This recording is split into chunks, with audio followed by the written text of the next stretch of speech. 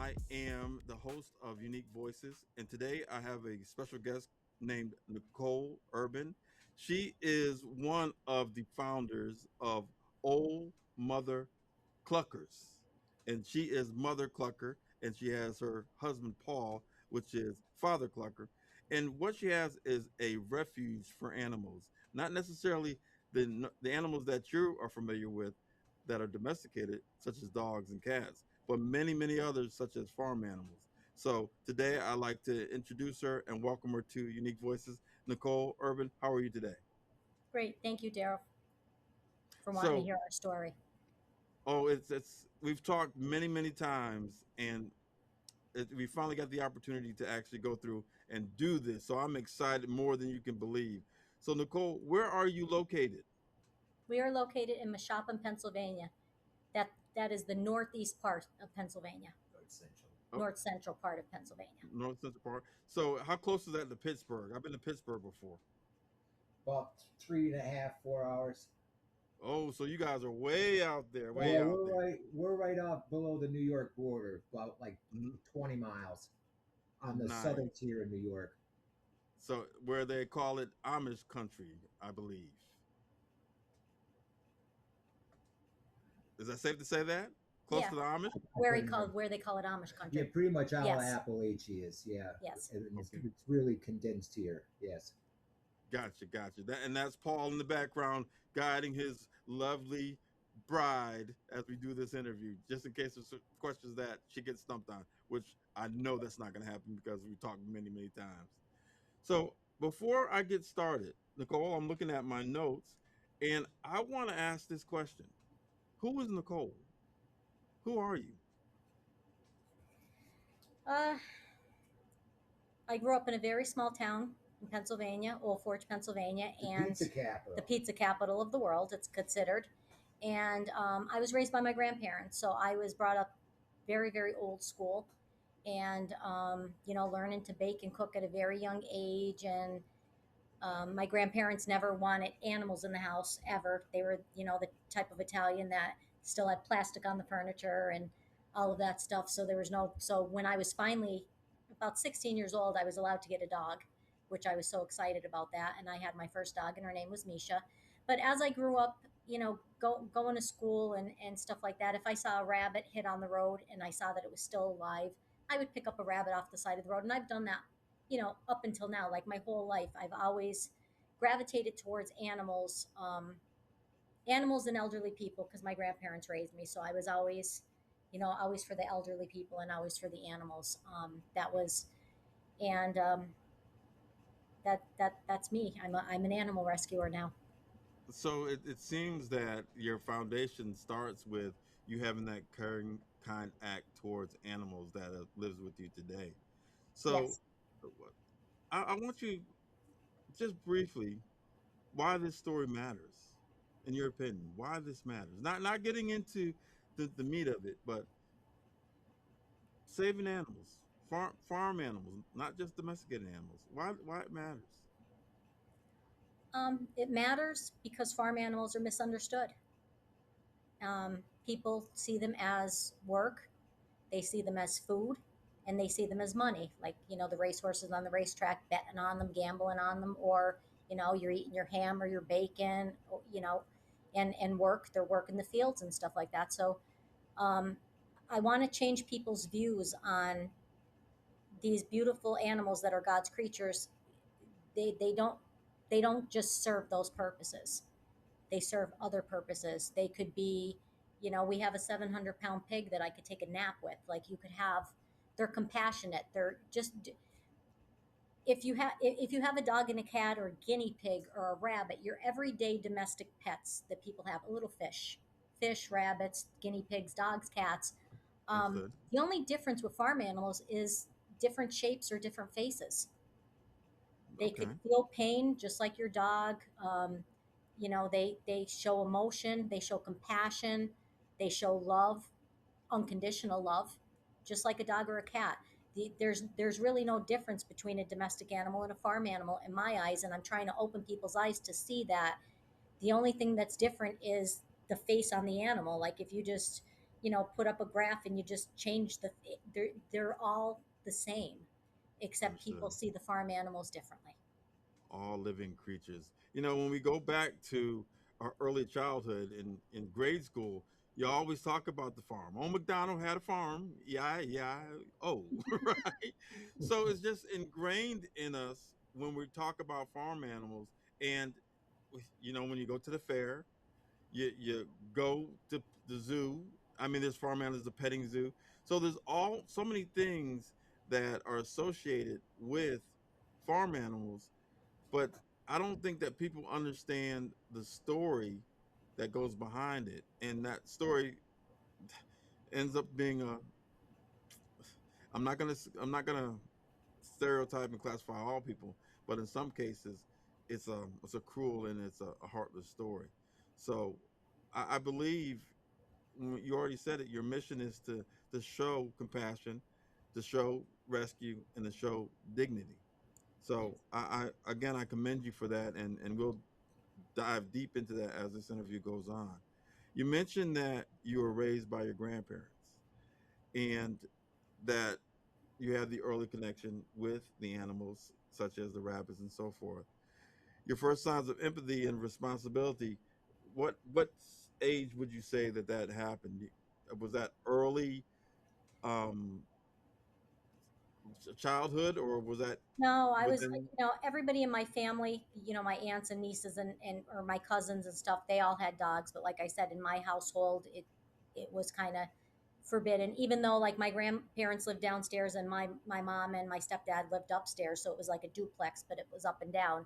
I was around 16 when I was able to get my first dog, and I also had a guinea pig. Okay, I got you. I got you. So it was late my teenage years, not my young years. So you're in Pennsylvania. Have you always been in Pennsylvania? Yes. Okay, okay. So that's where your roots are. And you said you have the Italian heritage. Now, I will say this to you. Just because you have that plastic on your car, I mean, your furniture and all that kind of stuff, that's not isolated to being Italian. Because my mother had a plastic on it too, right? And I'm not Italian, but we know we couldn't go too much places without sitting with that plastic on it. So I think that's hilarious. That is hilarious. So, challenges that shaped you. Tell me about the challenges that helped you become who you are today. Um, What made you strong? at a very young age, I was 12 years old. I had a friend pass away to Okay. suicide, which I don't ever talk about. I kind of closed the vault on that, and I kind of always kept it to myself. And it was a tragedy at such a young age. And kids back then, just like they are today, kids could be cruel.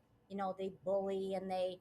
So I had to change schools and get new friends and learn new people and new teachers and all of that. And it was a very, that was my formative years. That was my growing up. I went through such a tragedy, and it made me who I am today, because it made me stronger. Instead of like people when they have tragedies, they tend to get stuck in that tragedy, and they Hmm. just constantly live it, and they don't want to move forward. They get in a deep depression. They don't want to, they don't want to take shower. They don't want to change their clothes. They don't want to go out with their friend. They don't want to do anything. And at a very young age, I mean, I was only 12 years old, and I still pushed forward. I still did what I wanted to do. I didn't make that, I wasn't going to have something like that define me. Right. I want it to define me. And I Okay. wanted to show everybody that I was, a strong, and I was a kid at the time, and I was a strong person. I got through it. It wasn't easy. People Yeah. did not make it easy for me. And I got through it, and it made me the person I am today. And that's what made me gravitate towards animals more, is because people hurt people every single day, whether it's your family member or your friends or an acquaintance or people that you don't even know. People hurt people all the time, and my saying is the only time an animal hurts you is when they die. And Mm. that's how I truly feel when one of your pets passes away. That's one of the worst. That's the only time in my lifetime, of all the animals that I've had, that is the only time an animal has ever hurt me in my life. People, there's a list Oh longer yeah. than my arm. So Yeah. you know what I mean. So I gravitated towards animals because I got to the point where um, I didn't I you, you don't trust people, Right. and Right. that's sad to say, and it's hard to trust people when you have such a tragedy in your life. And like I said, it stemmed from when I was young, and then as I grew older, I got sick at a very young age, and I got divorced, and I lost a child, and but I always pushed forward through all of those tragedies, or major catastrophic bumps in the road. I just jumped over those bumps. Like, I just pushed through, and I always pushed through, and I've always been like that my whole life. I I tried to. feel like, to your point, that when you look at adversity and things that come your way, I'm a strong believer that those trials that you go through are not for you. It's for later on down the line, that people who come in your life, you help them go through it. And being that you have the resilience and the ability to move forward is a gift. It's not easy, and I agree. I mean, I understand that, but your survival and the way that you accomplish is what people look at, and you end up becoming a beacon for them as well as the animals. You also said something about the only time an animal hurts you is when they pass. And I remember having a miniature collie from Connecticut, because I'm originally from Connecticut, and we brought him back to North Carolina. Loved it. Loved the dog more than anything else. Got hit by 18 wheeler. Tore me all to pieces. And at this point in my life, I still have not really recovered from that, because another animal can't take the place of that. No. I even had a friend of mine talk to me about the love that he had for an animal that passed away. And he said, I never understood how people would be so torn up or distraught about the loss of an animal until he lost his dog. And he said, I would lock myself in the room and I was crying like a baby. So the voice that you give, the things that you do, again, it's remarkable. And that unconditional love that that animal gives, not only that a parent gives to their child, but an animal gives to its owner. So again, it's just incredible. So I hear that. I, I I look at your the early leadership traits that you have, and I know we talked, and you got a little bit of a streak in you of self defense. I think you know a little bit of karate or something, don't you? Yeah, I learned karate when I went when I was 18 or 19. I started learning karate and stuff because, like I said, when my friend passed away, people people could have been cruel, and I always loved karate. Karate Kid. Everybody grew up with the Karate Kid Oh yeah, and oh Mr. yeah, Miyagi. So Mr. I was always Miyagi. a fan of that. So I learned karate when I was younger, and and I'm happy I did at such a young age, because that made me even stronger. It made physically stronger, mentally stronger, um, Discipline, maybe even more def- discipline. definitely Okay, discipline. Yes, and got you. but it was a good thing to learn at that time in my life. Nice, nice. So, talk to me about your first job. Your first jobs. My first job, I was a bus girl at a family restaurant, Okay. and then I went on to be a hostess at a different restaurant. And then when I graduated high school, I went to Marywood College to be a certified nurse's aide, and Hmm. I took care of the elderly. I did Mm. home health. I loved the home health. Okay. I loved going into their home where make them their breakfast, help them get ready for the day, bring in their newspaper, tidy up their house, whatever they need at that time. And that was nice. And I met so many wonderful elderly people at that time.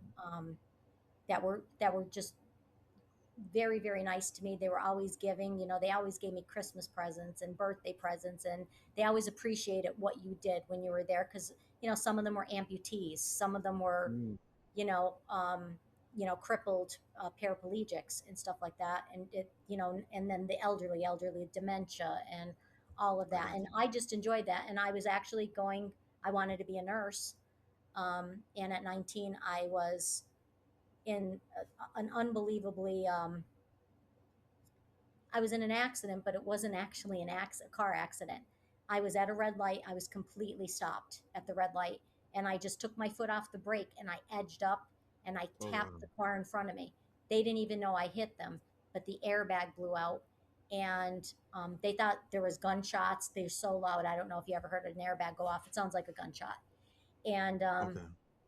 I had burns. It burned my skin off, my jaw. I needed jaw surgery. I needed implanted teeth. I have crushed ligaments, herniated discs, and chronic pain conditions now because of that accident. And on top of it, I wasn't able to go be a nurse because I had lifting restrictions.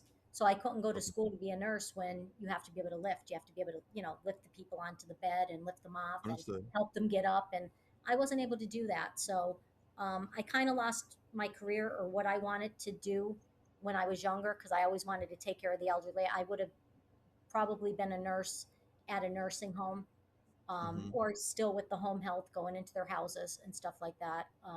That was what I wanted to do. But you notice that everything leading up to what you're doing now, it still deals with nurturing and caring for others. And uh, I think we talk about the gifts that are given to us, and it looks that it's in that direction. Um, I I know you talked about being a baker and that you had a hustle going on with that. Tell me more about that side of you. Well, when I was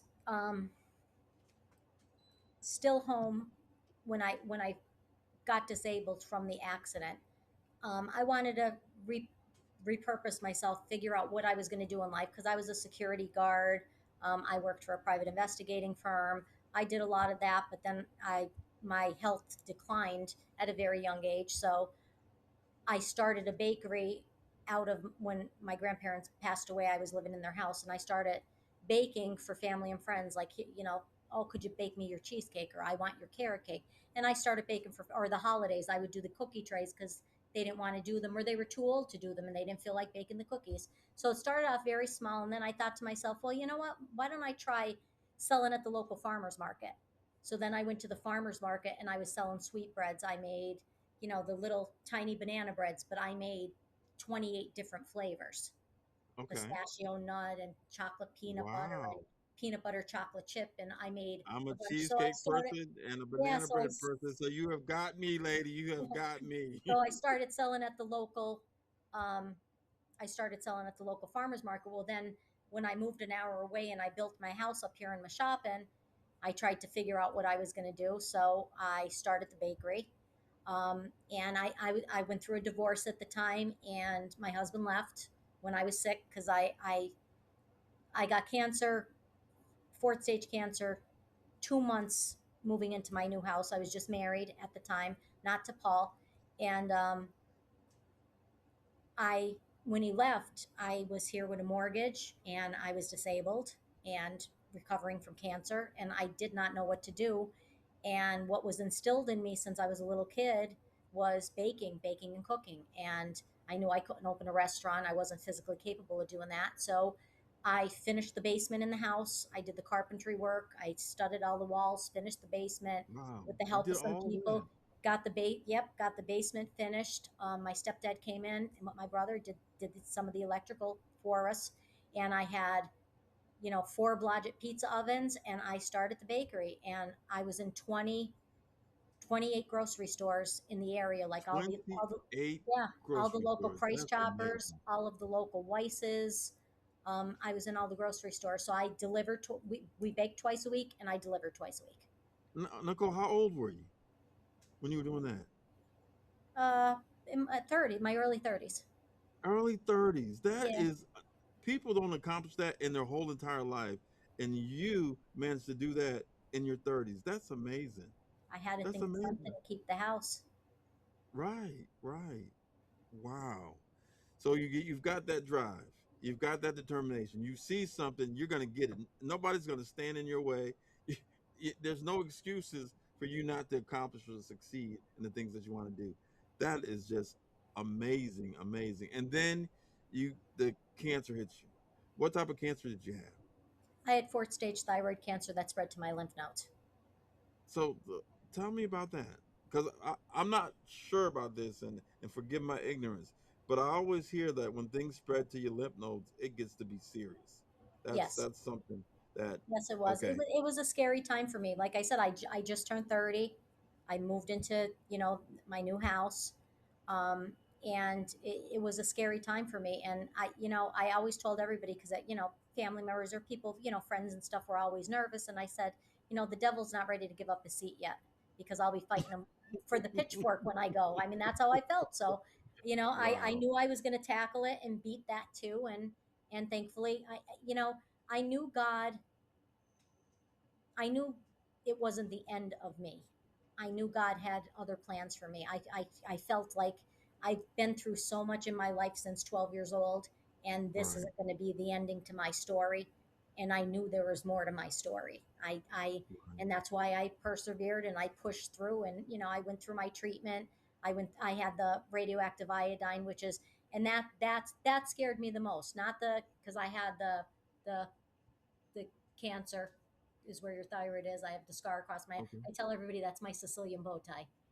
Oh So, Lord, but look yeah, at you I bringing out the Italian. Then you're bringing bringing the out that Italian Italian. out. You got it, because a lot of people do. They'll point and ask and say, "Oh, what happened to your neck?" And then you have to go through the whole story. People that don't even know you ask, and you have to go Wow. through the whole story. But the scariest part was the radioactive iodine because they kept me at the hospital, at a ward in the hospital that was being remodeled.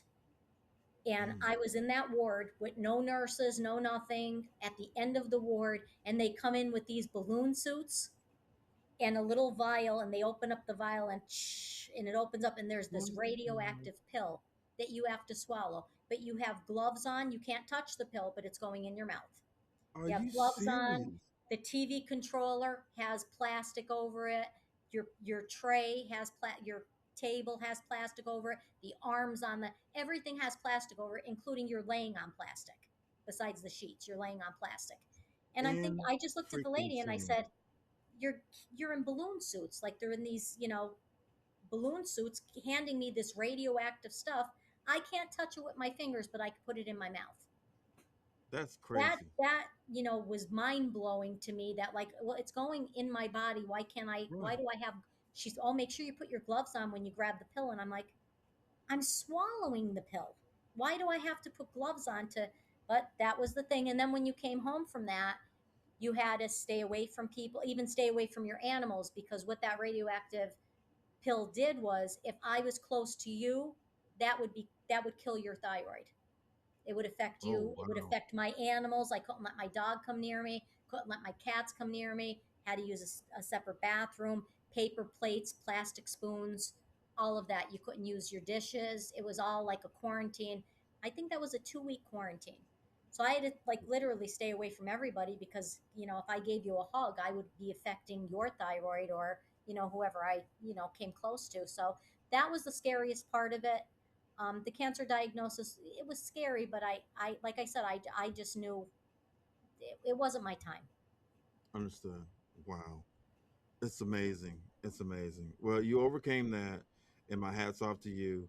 And I'm hoping that people that see this feel the same that you, that seeing you and your accomplishments and overcoming that gives them the inspiration to fight through.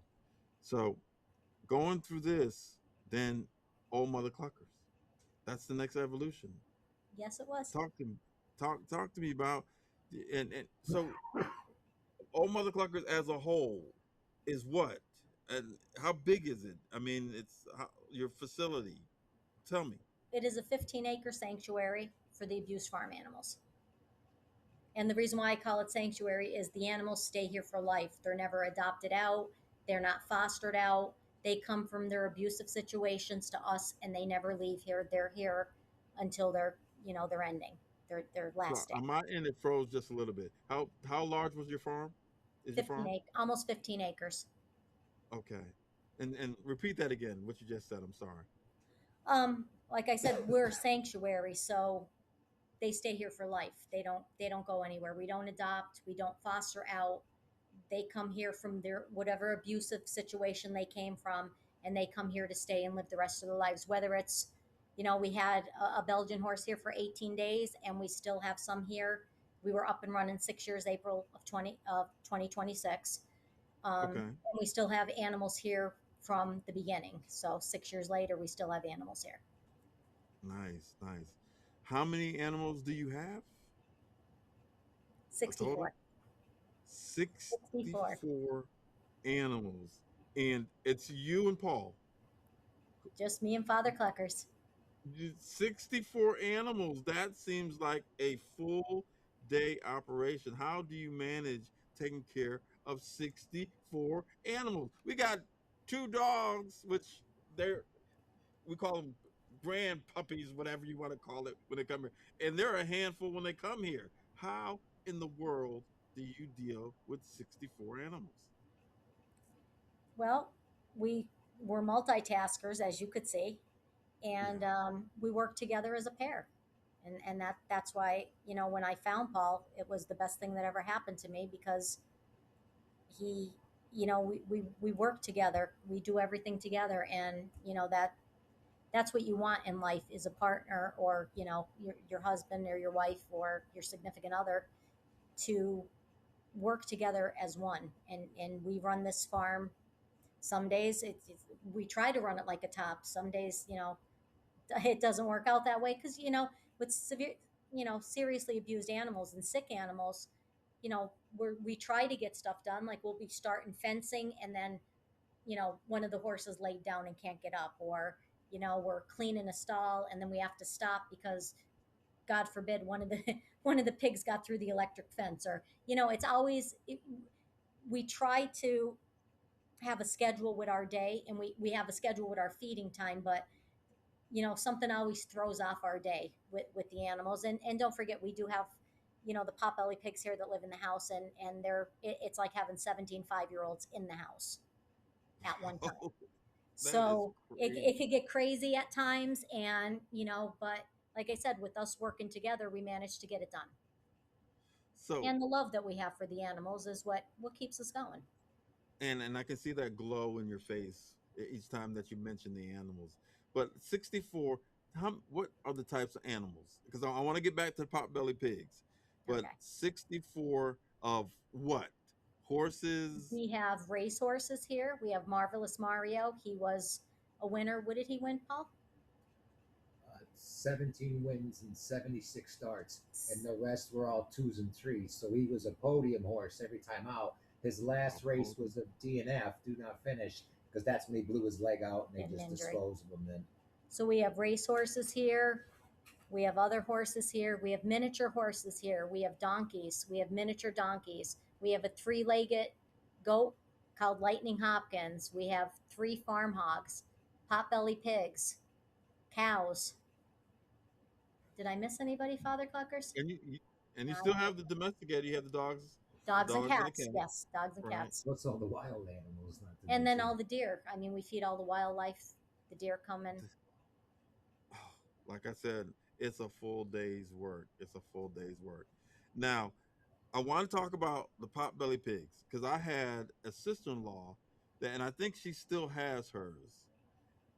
But when people get potbelly pigs, I was amazed at what you said to me. You said the parents can be a potbelly pig, and that pig could still have offerings that get up to 5 to 600 pounds. Is that true? A potbelly pig could range between 25 and about 300 pounds. Okay. About 300 pounds. It's Yeah, but like I said, the parents, I mean, like I said, these breeders will tell you, oh, well, the mother and father is 25. The mother's 25 and the father's going on 50. Biggest it's going to be is 50, and that's not the case. I mean, they could be between 25 pounds and about up to 250, 300 pounds. And we have, Well, they could way more than yeah, that. and we They have like a should be like 30 no more pound than pig here, a 250. potbelly pig here. And what's bear? About 200. Yeah. And bear's about 200. So yeah, so we have a that's 25 Then pound we and up have to, our insane. and 500 everything in pounders. between. And then we So have the if big farm hogs outside. my grandparents used to have pigs, so I know what a big hog will look like. Yeah. But to have a pot-bellied pig that gets up to 200 pounds when you think you're supposed to be having this little cuddly pig, what do people do when it happens? Do they just call you up and say, "Look, can you come get this pig? We can't take it," or what is the outcome of a situation Well, to that magnitude? here's the bad thing about it is one, we don't do owner surrenders, meaning Mm.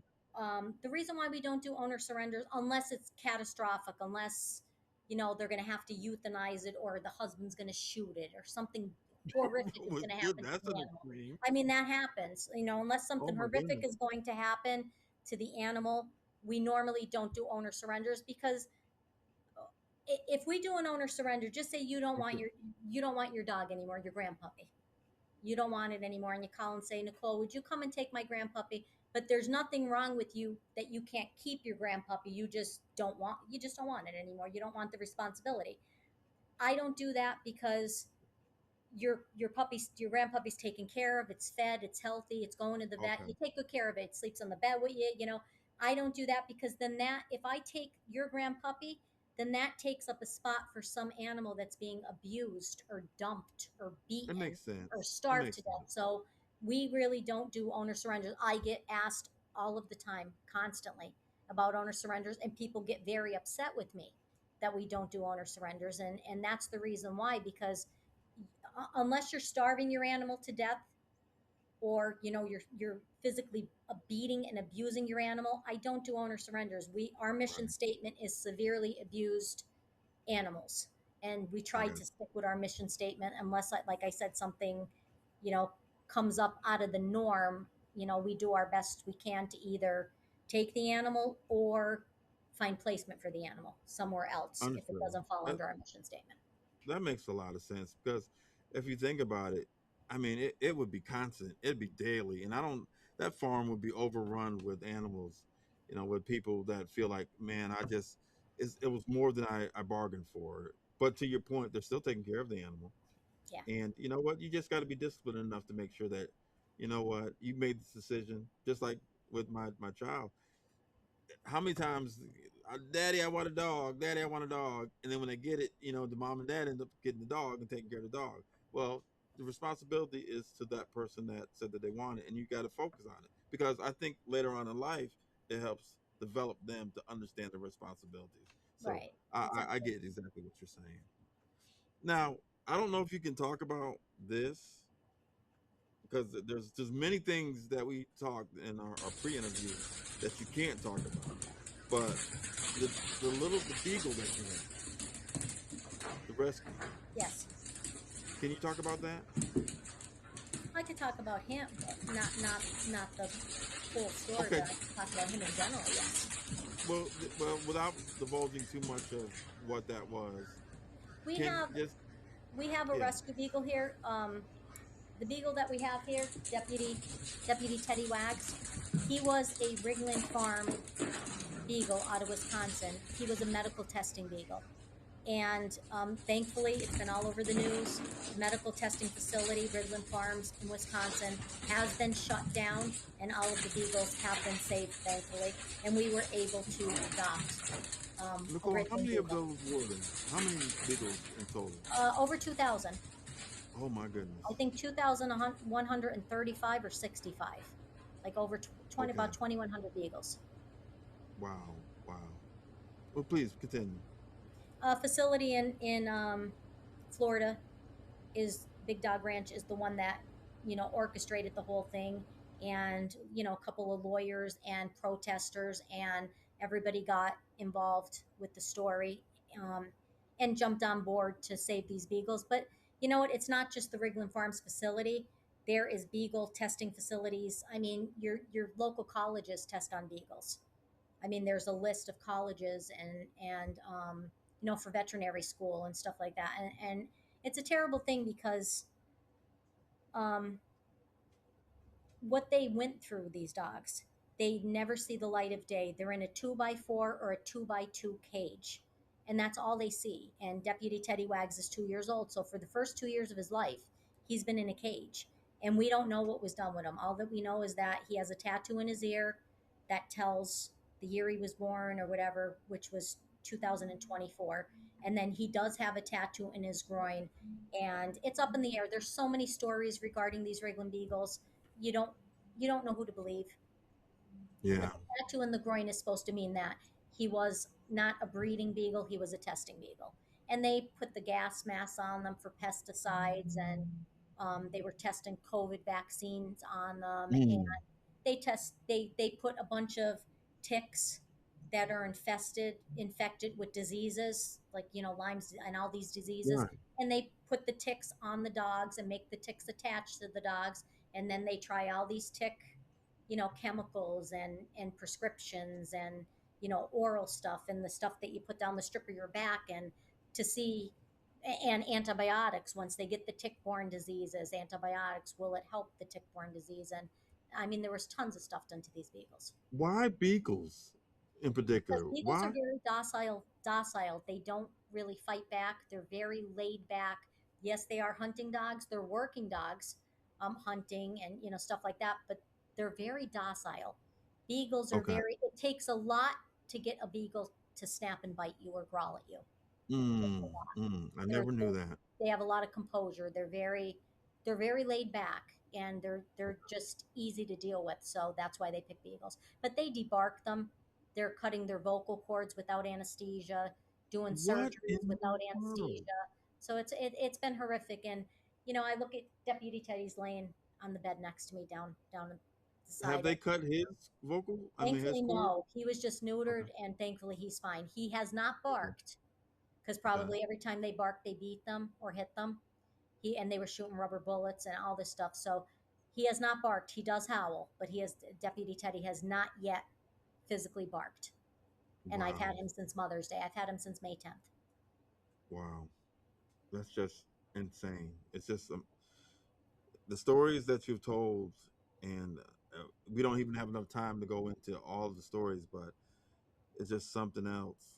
So when you think of the struggles that you have with this, it can't be easy to take care of all these animals financially.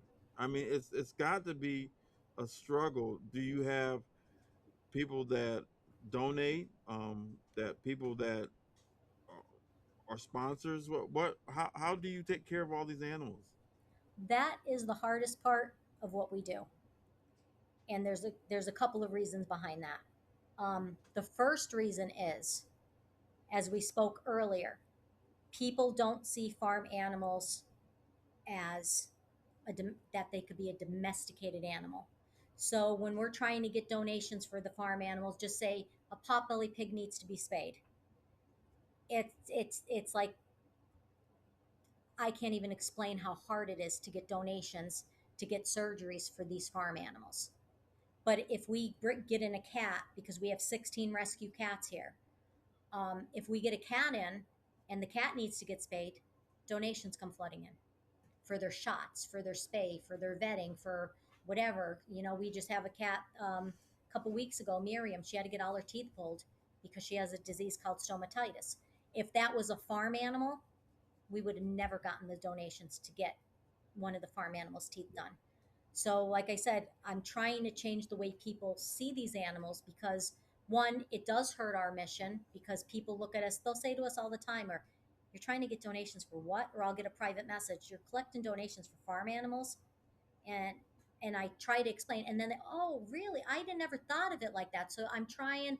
We're actually a teaching farm. We're getting into teaching people and teaching kids and adults and people that don't like animals, teaching them that you don't have to be afraid. We had a 2,000-pound Belgian here that people were petrified of horses, and when they came out to our last event that we had, people were petting King Leopold. So we're trying to Wow. teach people that they don't have to be afraid, or like people with snakes or spiders and stuff. We're trying to teach people that you don't have to be afraid of these animals. But the hardest part is fundraising because, one, they don't see the farm animals as worthy of getting donations. A lot of people do. We have a good donor base, but we're struggling. We really are struggling. And we have on Facebook, we have like for subscriptions to our page, Mm, and that helps okay. out because, but I did the lowest of the subscriptions. I did 99 cents. I have, I think, 3,500 followers on our page, and I think we only have like 40 subscribers out of like Oh wow. 3,500 people. So like if we Okay. had, and it's like under a buck. So if we had all those 3,500 followers, I mean, we'd be in good shape here donation wise. For a buck a day, if Right. every one of our 3,500 followers, or if they just donated $1 a day, we'd, for that month, we'd be in really, really good shape here. Wow. So Wow. that's one of the problems is they don't see the farm animals as As worthy, pets, as or pets, as worthy. as Right. worthy. And then another problem is, and you know this because you've helped me with all of this stuff. Father Cluckers and myself, we are 100% technological dummies. So being tech dummies, I don't know how to put the cool videos up or the cool sayings on your videos or how do you shorten, like if I take a video of Deputy Teddy or Sir William of Hogg, one of our hogs outside, I don't know how to cut the video to shorten it to where I need it Right. to be. I don't know how to do any of that. So then they have these lengthy videos and people get bored and they don't want to watch the video. They don't want to watch a 2 minute video. They want to watch a 35-second clip of something funny and not go any further. And then you kind of lose people's attention. So, us being a tech dummy is another problem. And then the third problem is with my bakery, I did the legwork. I I beat the streets. I walked the streets. I parked my car, and if there was 5 restaurants in town or 4 restaurants or whatever, or grocery stores, I would walk to all of them. I would meet the managers. I would bring in my Right. product. Do you like this? Why don't you try this? Get back to me. I'd love to be in your store. I am in all these stores. You know, my business card, that with 64 rescue animals and only Father Cluckers and myself taking care of the 64 rescue animals, that's, mucking the stalls and cleaning the barns and wound care. And, and like I told you once before, it's not just throwing pellets of their feed in a big trough and letting them go. All of these animals are severely abused, so we have to water down our feed, and everybody is on supplements and everybody's on prescriptions, and I have to make all their medicine and do all of that. I don't have time to beat the streets. If I had time to give my business card and go out to all of the neighboring Right. towns and show everybody that we're here, wave my flag, all Mother Cluckers is, we're here. We have neighbors and we're up and running 6 years that don't even know we're here. I think the awareness has to increase. And something that comes to my mind is, veterinary schools or even middle schools or high schools. I mean, I know that you talked about 2 times a year that you have events that are open to the public, but I think the awareness needs to be given to this just for the help.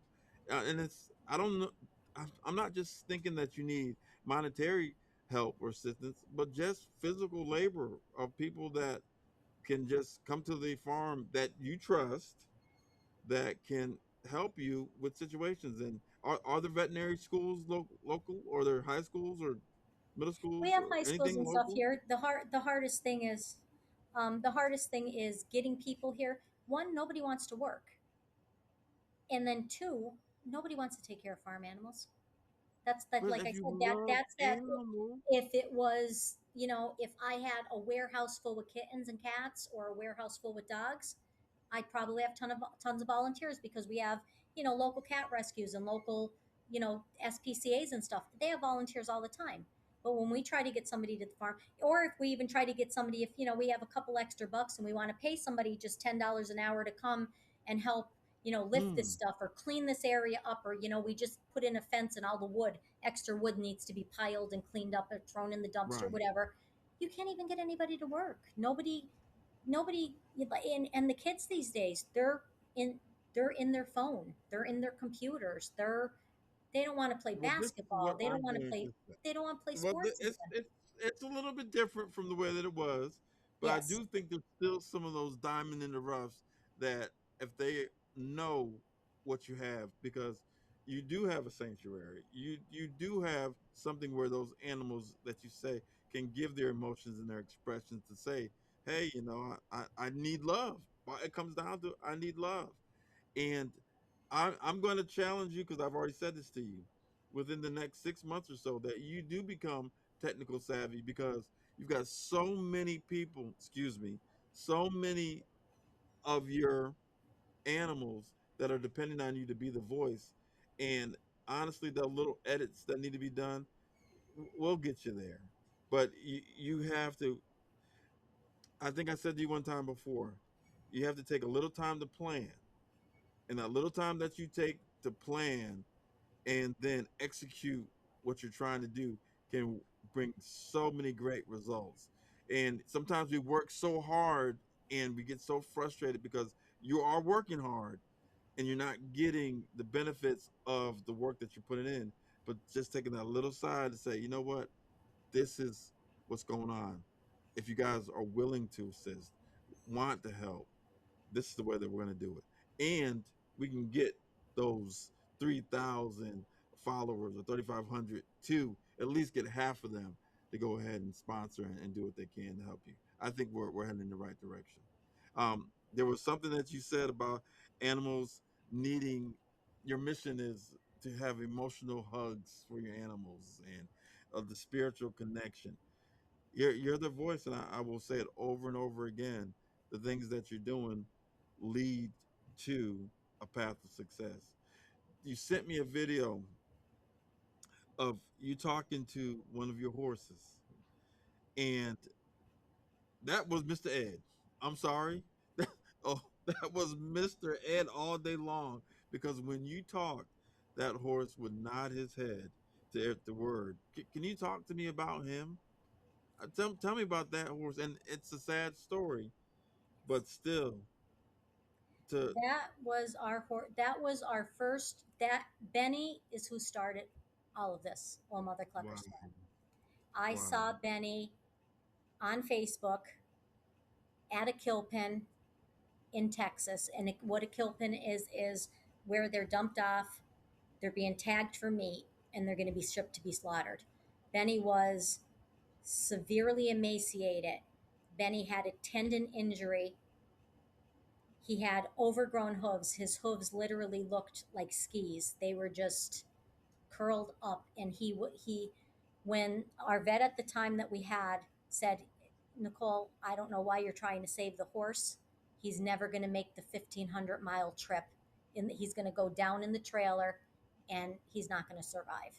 And I said, just off of his picture, just off of that face of Benny on Facebook, I knew by looking in his eyes he had the will to live.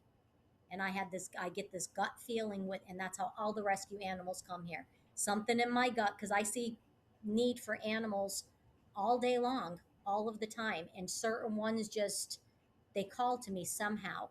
And Benny made it. Benny made it to Old Mother Clucker's farm, and he says yes. He says no. He was Mr. Ed. He smiled on command. As much as Benny was the most lovable horse, Benny was a prick. Benny could have been if Paul was Father Cluckers was late, took the bucket off him, his dinner bucket off him to walk him to his stall, and Benny turned around and kicked Paul's headlight out. wow, So Benny, as much as Benny was a happy-go-lucky soul, Benny had that attitude, and we adored him.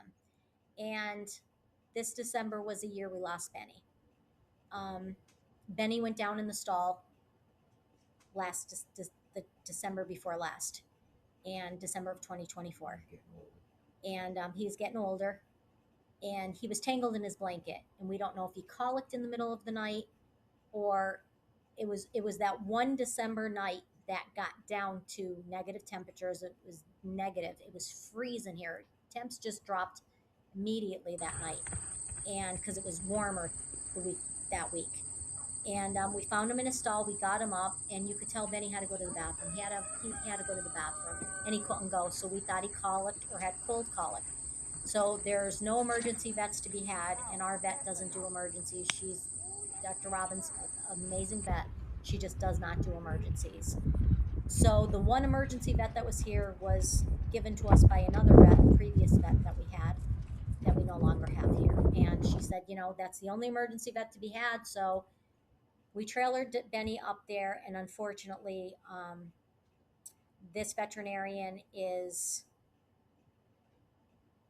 off the rails. She's on multiple pain medications and um, depression and all of this stuff. And she's an older lady. She's in her late 60s, and she should not be practicing anymore. And she tortured and killed Benny. Wow. And we had to bring him home, and we had to euthanize Benny. That Benny was our first rescue, and Angelina was our second rescue horse. And they were they were attached at the hip.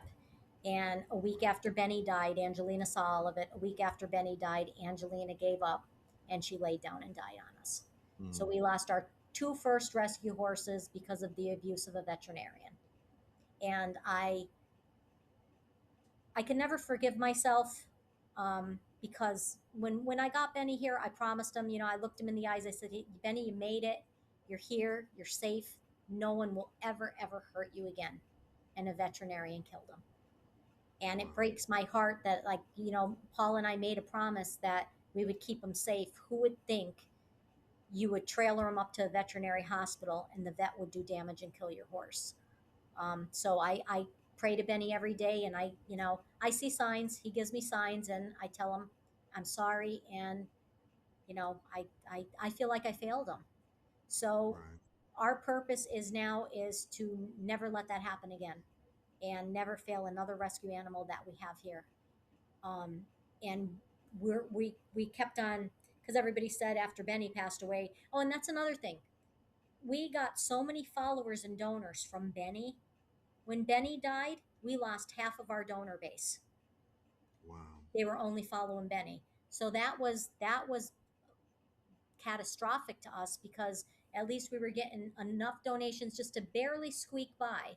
And then when Benny and Angelina passed away, our donors, even our followers, they stopped unfollowing us. They disappeared. No more comments from them anymore. And it was such a heartbreak losing Benny. And then we lost all of these people that jumped on board, loved what we did, and it was like Right. they only followed one horse.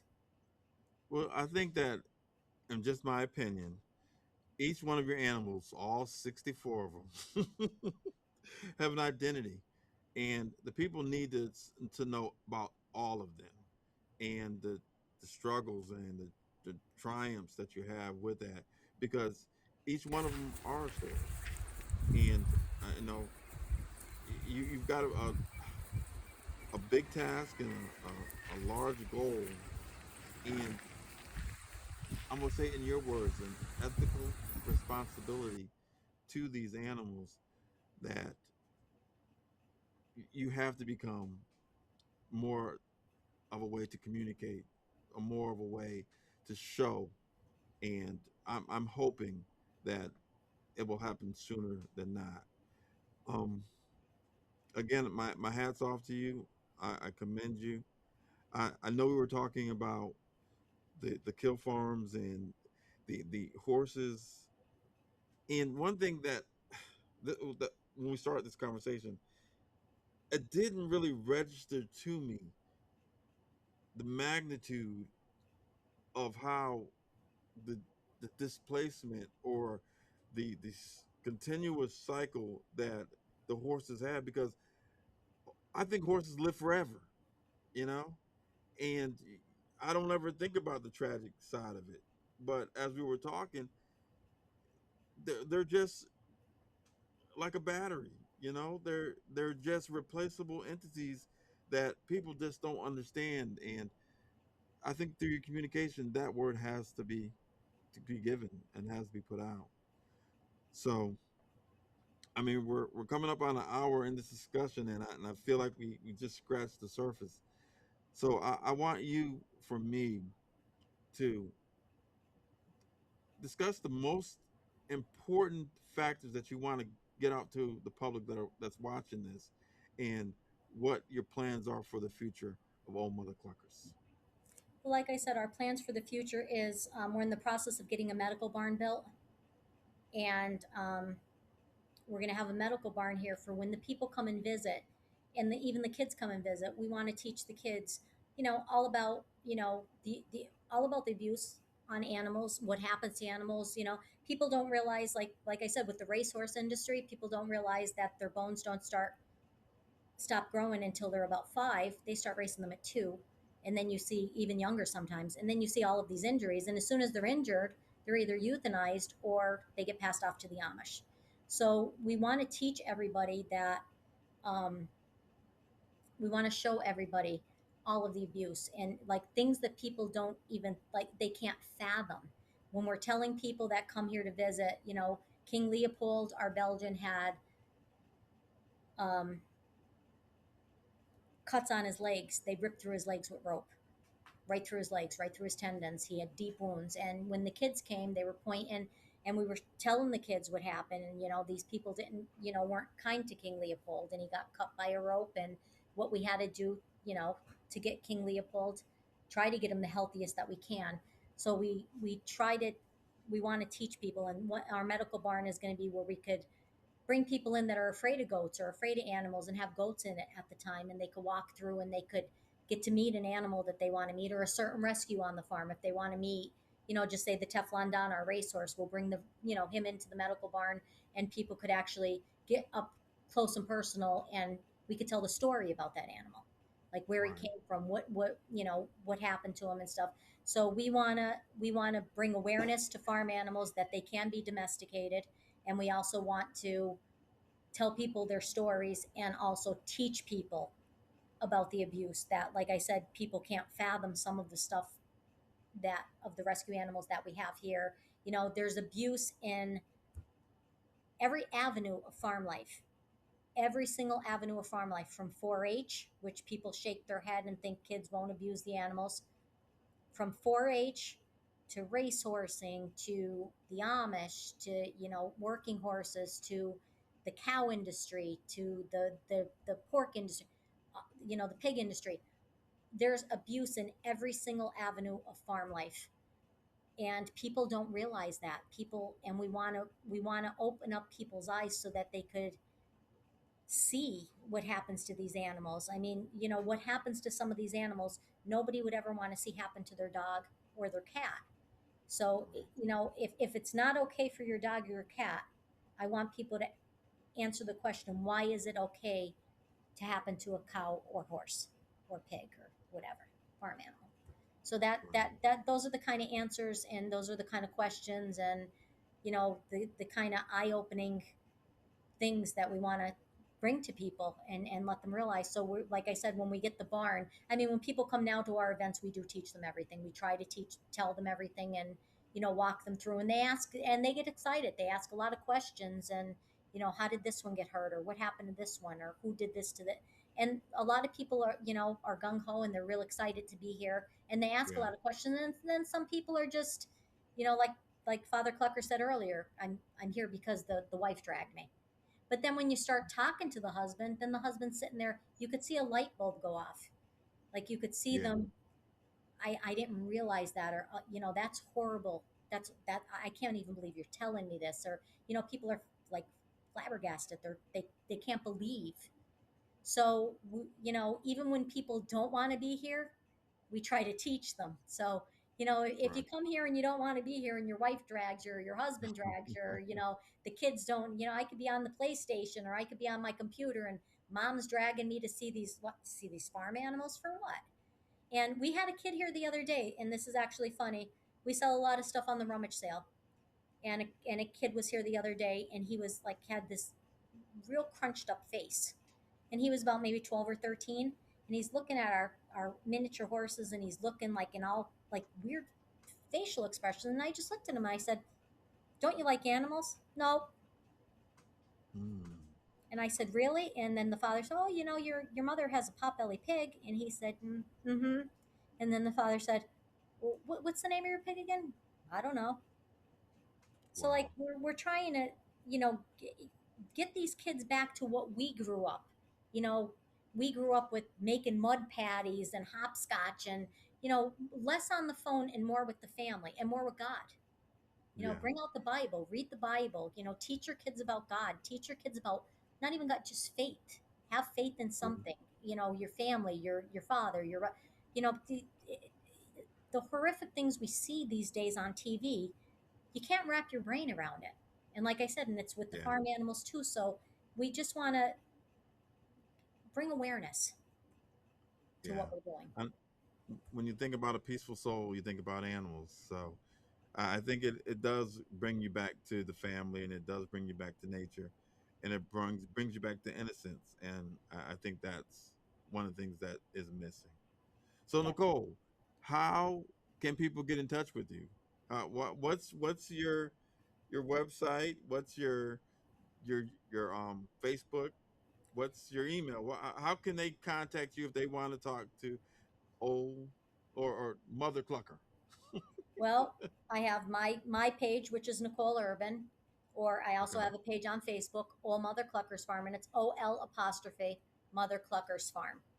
And we don't have any website built yet. We're going to actually get to some of the colleges to see if we could get somebody to build us a website. My email is nicjon30 at AOL.com. But the best place to reach me and where I always am and where you'll see all of my stories and all of my videos and all of the craziness that happens here at Old Mother Cluckers Farm with Father Cluckers and myself is on Facebook right now. And I have TikTok. So my plan is to expand. Like you said, I have to broaden my Hmm. reach. We're going to do a YouTube channel and I'm going to get Hmm. on Instagram. So Nice. those are my because we're at the end of June. So Daryl, that's my July mission to We get on will those we two will things definitely have and your like I said, checklist. I got to reach a little further and like I said, nobody the people see me on Facebook and the people see me on TikTok and like we talked about earlier, with the limited time we have, I try to do as many videos, as many pictures, as many quotes, as many I try to do as much as I possibly can to get it out there. And like I said, even with Facebook, like a lot of people, here's another thing. When you talked about donations, this is the thing I forgot to say earlier. A lot of people don't like to donate money. We have PayPal, we have Cash App, we have Venmo. A lot of people don't like to donate money because they don't know where the money's going. True. They don't But if know. they can A see lot it, of these if they can rescues, see, where does the money go? Poop, right in the pocket. Or Father Clucker's going to get a new motorcycle or a new guitar. Or, that's not where the money goes. I show all of my bills for the month. I take pictures of where the money is spent. But see, if people don't, and especially like the older people, like in their 60s, 70s, 80s, they don't want to send money. So I always say, you know what? You don't have to do it that way. I have an Amazon wish list. I have a Chewy wish mm, list. You could send a Tractor Supply gift card, a Chewy gift card. So all of the stuff that you're buying on my wish list. I mean, me and Paul aren't going to be sitting here drinking the camelina oil. That's for the horses. So at least gotcha. you know what you buy is going to go for the animals. And That's also, we awesome. started every month for the year of 2026. We're doing a Little Caesars fundraiser. That's on my page. Little Caesars is a pizza place. They're not out by you, are Yeah, they? yeah, Okay. yeah. Well, we do a Little Caesars fundraiser. Well, you don't have to go. Pennsylvania has lost all their Little Caesars places in our Okay. area. So a lot of us miss Little Caesars. I actually was a manager and worked at Little Caesars when I was 19. Understood. I was making Gotcha. the pizzas for everybody. See, the Italian There comes you back. go. Pizza, pizza. So pizza, exactly. So we have the Little Caesars. We have the Little Caesars fundraiser going every single month. The link is on. If you scroll on either page, it's on my page, and the kits come frozen directly right to your doorstep. You don't have to get Nice. certificates. You don't have to. So if you buy something, it comes right to your doorstep, and we make $6 off of every kit that's sold. So we do Little Nice. Caesars. We have the subscriptions. I'm monetized on Facebook. If you like what we do, like and share, comment, because that helps, get monetization. That helps because we don't make a lot of money on Facebook. Trust me with that, but I'm trying my best to get us. So every little bit of every dollar adds up to something. We're selling. Oh, we're selling compost made by Okay. yours truly, the rescues at Old Mother Clucker's Farm. We got organic compost. So my grandfather used to say when I was little, he always used to say, you got to earn your keep. So the rescues are earning their keep. We transform their manure into organic compost and we're selling it for $15 a bucket for Nice. people's gardens. So there's all these outlets that we're trying to get to.